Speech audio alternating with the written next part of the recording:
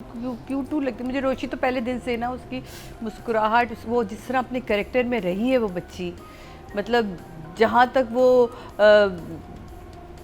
बबली थी वहाँ, और जहाँ उसका चेंज ओवर आया है और क्या उसने अपना कैरेक्टर पकड़ के रखती है, वो मुझे तो बहुत मैंने एंजॉय किया। इतनी ज़बरदस्त वेरिएशन एक्सप्रेशन और कि इनके पास कि मैं हैरान होता हूँ कुछ देख के। मैंने कहा ये वाला एक्सप्रेशन मैंने देखा ही नहीं पहले कभी। जो ये वार्डरोब की चेंज तक उसने दी है आपको। शादी के फौरन बाद के जो सीन्स हैं उसमें वार्डरोब चेंज हुई है, कलर कॉम्बिनेशन चेंज हुए हैं, चप्पलें चेंज हुई हैं तो बहुत सारी ये बड़ी बारीक चीज़ें होती हैं। लेकिन अब की माने इसी से स्क्रीन खूबसूरत बनती है। आर्टिस्ट की तो बेहतरीन एक्टिंग होती है, लेकिन ये सब चीज़ें सपोर्टिव होती हैं उसके कैरेक्टर के साथ, तो वो तो कमाल है। उसी पे ही इसके जो नंबर्स बनते हैं। हर बार मैं तुम्हें कहती हूँ कि तुम अपनी एक्टिंग से, टू द पॉइंट एक्सप्रेशन से और जुमले की अदायगी से, ये बच्ची ना आगे सामने खड़े हुए, आहद अच्छा बड़ा आर्टिस्ट है और बाहर से पढ़ कर आया है उसको, और ये इससे मज़े ईज़ के साथ अपने जुमले बोलती है। सारे बड़े आर्टिस्ट इसके सामने उसके खड़े हैं और ये कोई इतनी ज़्यादा इस बच्ची ने काम नहीं किया, लेकिन फोर्थ प्ले, चौथा ड्रामा इतने कॉन्फिडेंस से ये काम कर रही है कि लगता है कि कोई मंझी हुई आर्टिस्ट। इसे कहते हैं जो आर्टिस्ट आपके अंदर हो ना, जो मैं अक्सर ही कहती हूँ कि कुछ आर्टिस्ट होते हैं जो डायरेक्टर आर्टिस्ट होते हैं। She is not a director artist. इसको डायरेक्टर मिल जाए तो ये कमाल कर दिया इसने, ठीक है। वरना ये जितनी एक्टिंग है ना, ये इसके अपने अंदर है। इसको अपनी टाइमिंग पता है, अपनी चीज़ों का पता, और ये इंटरेस्ट लेती है अपने काम में, जो मुझे दिखाई देता है। मैंने कभी मिली नहीं हूँ, मैंने कभी देखा नहीं, लेकिन ये मेरा अपना एक्सपीरियंस कहता है। तो मेरे लिए ये 9। और तलहा क्यूट और तरस भी आ रहा है, प्यार भी आना शुरू हो गया कि अब उसके ऊपर कि यार ये किस तरह मेहनत कर रहा है, कोशिश कर रहा है कि अब वो यकीन दिलाए कि मुझे तुमसे मोहब्बत थी और मैं तब नहीं कर पा रहा था। तो बहुत प्यारी। आहद हमेशा से बड़े ही कैलकुलेटेड अपना काम रखता है ना, कोई एक्सप्रेशन एक्स्ट्रा होते हैं ना कोई ज़्यादा होते हैं। तो मुझे हमेशा से तलहा जिस ड्रामे में भी नज़र आया, और इस ड्रामे में तो बहुत ही मज़े का काम है। बस ये शुरू वाले जो दादा के साथ वो सीन थे, वो यकीनन लिखे हुए थे, तो उसमें आर्टिस्ट का कोई वो नहीं होता। उसने अपना काम परफेक्ट दिया, तो मेरे हिसाब से दोनों के लिए 9 है। पहली एपिसोड से अच्छा देखें ना, इस ड्रामे में भी तो कितनी जगहों पे आपने देखा होगा इंडोर्समेंट हुई है, कितनी जगहों पे, और कितनी तमीज़ से हुई है। तो वही वाली बात जो नादिया ने लास्ट एपिसोड में जवाब कि बहुत तमीज़ से भी आप कुछ चीज़ों को बयान कर सकते हैं और दिखा सकते हैं। तो इस पूरे ओवरऑल इस पूरे ड्रामे में सारी एपिसोड में बहुत जगहों पे बहुत सारे प्रोडक्ट्स को उन्होंने इंडोर्समेंट किए, लेकिन इतनी तमीज़ से की कि वो आपको बुरी नहीं लगी। तो ये एक पॉइंट जो पिछले उसमें हमें तंग कर रहा था, इसमें इससे ही सीख लें कि कैसे कैसे हो सकता है। और लेकिन मुझे समझ नहीं आती करने की जरूरत है क्या। नहीं अच्छे चले फर्ज करें किसी ने गन पॉइंट पे आपसे करवानी भी है ना, तो कम अज कम इस तरह करें तमीज से। आई थिंक जो हमने भी लास्ट एपिसोड में एहतजाज किया था वो यही था कि ड्रामा आपको एक जर्नी पे ले जाता है। अब उस जर्नी में अगर अचानक से अब क्रीमें और वो साबुन और शरबत आने लग जाए तो वो आप कहते हो कि अच्छा ये तो फिर ड्रामा, ये तो फेक कर रहे हैं सब कुछ।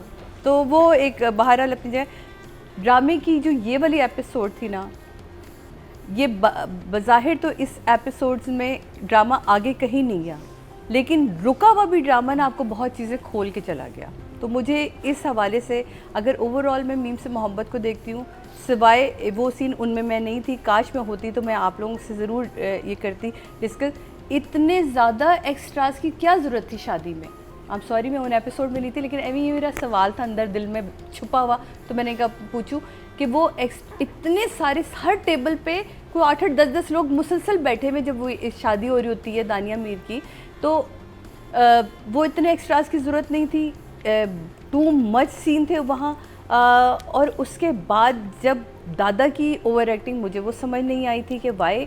अच्छा चले अगर दादा और इन्होंने मिलकर ये एक प्लान बनाया भी था, हम सॉरी मैं 2-4 एपिसोड पीछे सारी हूँ, बनाया था, तो उसे थोड़ा सा तो आगे और निभाते दादा, अपनी बीमारी को थोड़ा सा बढ़ा देते, ताकि उस एकदम से ना पता चलता कि भाई कल तक तो ये ऐसे हो रहे थे, अभी शाम तक। लेकिन वो तो उनकी प्लानिंग थी ना, वो जान के चाहते ऐसा थे कि ऐसा हो। हाँ, लेकिन दादा की अपनी बीमारी भी तो फैमिली के लिए एक परेशानी का बाइस है ना, तो उन्होंने वो परेशानी भी खत्म कर दी। उनका एम था कि शादी हो जाए, वो हो गई। उसके बाद उन्होंने कहा कि मुझे ऐसा लगता है अगर दादी को पता होता ना तो ज़्यादा मज़ा आता कि वो इजी कर देती कि तुम लोग बेफिक्र रहो, वो ठीक है और ठीक हो जाएंगे, तो वो ज़्यादा अच्छा लगता। मुझे एज अ व्यूअर मैं बात कर रही हूँ, मैं इस वक्त बिल्कुल उससे हटके कि जब मैं ड्रामा देख रही थी मुझे लगता काश यहाँ ना कुछ ये ट्विस्ट होता तो अच्छा लगता।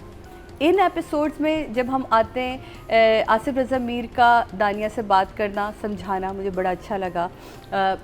ये वाली पर्टिकुलर जो एपिसोड गुजरी है उसमें इसका बच्चे के साथ जो पहले से ही मोहब्बत बहुत ज़्यादा दिखाई है, दोनों वो जिस तरह मम्मा कहता है वो बहुत अच्छा था। और वो जिस तरह उसको सिखा रही होती है तो वो एक, और वो उसका आहत का सुनना वो बहुत प्यारा था। वो सीन जहाँ वो कहते हैं ना मेरी बर्थडे 15 अक्टूबर को, अक्टूबर से रिलेट करके स्विमिंग पूल तक जाना मुझे बहुत अच्छा लगा, क्योंकि आपको अब चीज़ें समझ आ रही हैं कि अब फ्लैशबैक में जाता है कि क्या हुआ था उस एपिसोड में। और वो कहती रही भाभी उसकी कि तुम आहिस्ता चलाओ, और वो इसलिए उस गिल्ड को लेके चल रहा है। तो ये एपिसोड बढ़ी आगे नहीं, लेकिन इस एपिसोड में इन दोनों की जो क्लोजनेस, एक थोड़ा सा एक मोहब्बत हल्की सी, और उसको ना भी कर देना कि नहीं मेरे पास ऐसी कोई फीलिंग है ही नहीं। बारिश वाला सीन बहुत खूबसूरत था। हमारे यहाँ बड़ा फेक रिकॉर्ड होती हैं ये सारी चीज़ें, लेकिन कहीं बाहर नहीं गए, किसी बड़े ग्राउंड में जाके कोशिश नहीं करी, आपने उस पैटियो में रिकॉर्ड किया। और क्या खूबसूरत बारिश, वो बड़ी ओरिजिनल बारिश लग रही थी।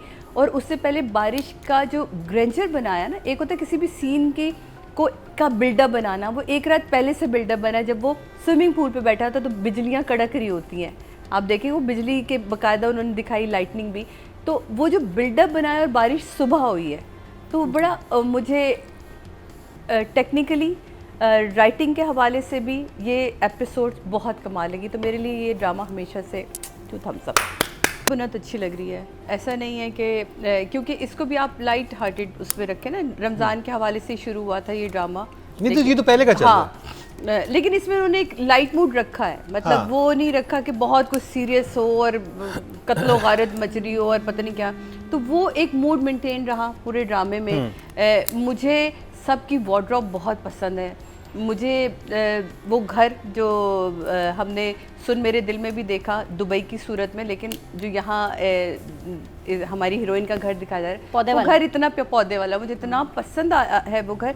और उसके सीन बड़े खूबसूरत है। इवन आप वो देखें जब हमारी अम्मी के दौर में होता था, सरोता होता था, और वो होता था सरोते से वो जिस तरह छालियाँ काट रही होती है, तो मैं लिटरली मुझे वो चूड़ीदार पजामा, वो आप ना इन फैमिलीज से रिलेट कर पाते हैं।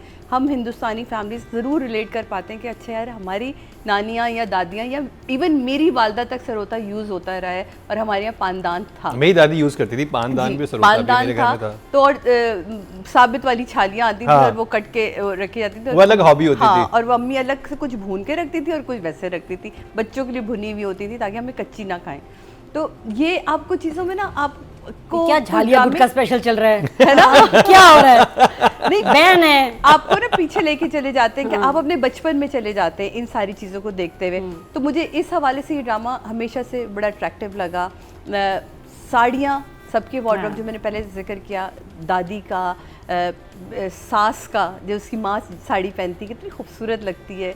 तो वो बस जहाँ मुझे भी प्रॉब्लम आई थी वो ये थी कि इस तरह एक बंदे को उठाना, फिर तशद्दुद करना, और आप उसको समझा भी सकते थे, बट इवन वो राइटर ने लिखा, उनकी अपनी एक सोच होगी, यकीनन डायरेक्टर ने उनके साथ एग्री किया। वहाँ मुझे थोड़ा सा इशू था उन एपिसोड में।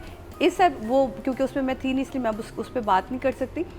इन एपिसोड में मुझे कोई ऐसा फ्लो नज़र आया कि मैं कहूँगी यार ये क्यों किया। मुझे बड़ा अच्छा लगा कि आहिस्तगी के साथ ये दोनों को करीब ला रहे हैं, और अगली एपिसोड में ये एक धमाका होगा और फिर देखते हैं कि क्या सीन खुलता है। बहुत अच्छा सीन था।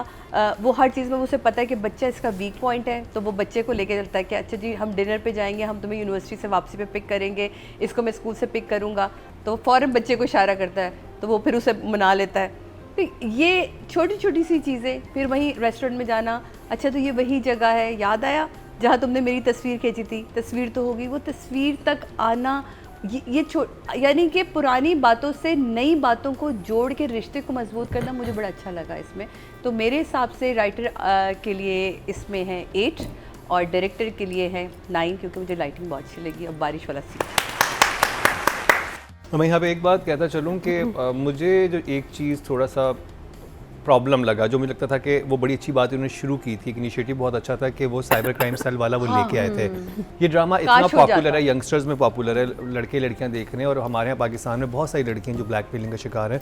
अगर वो प्रोसीजर पूरा दिखा देते अच्छा लगता तो है, बहुत अच्छा लगता वो है। पकड़ते अच्छा लगता हाँ, उसमें ठीक है, आपने हीरो को हीरो भी बनाना है तो हीरो उसको जरा उस तरफ जाता, कोई एविडेंस करके कलेक्ट करके देता, ये लड़की पीछे हट जाती है, लेकिन वो साथ में खड़ा होता और फिर आप उसको कानूनी तौर पर उस मसले को हल करते। तो एक एजुकेशन बहुत होती लोगों की। बंदे ने भी उठाया, अगर इनको भी साइबर क्राइम वाले ही दिखा देते ना कि हाँ। भाई इसकी भी तो कोई जान पहचान इतनी सारी हाँ, हो कुछ सकती है। करके वो, क्योंकि वो बहुत इंपॉर्टेंट है, ये एक नई चीज है, सोशल मीडिया सारे नहीं लोगों हमारी को पता ही जिंदगी में नहीं आया है, उसके साथ फिर उसके हवाले से रिलेटेड क्राइम आए हैं, तो ये बड़ा अच्छा ड्रामा था जहाँ पे ये चीज एड्रेस हो सकती थी।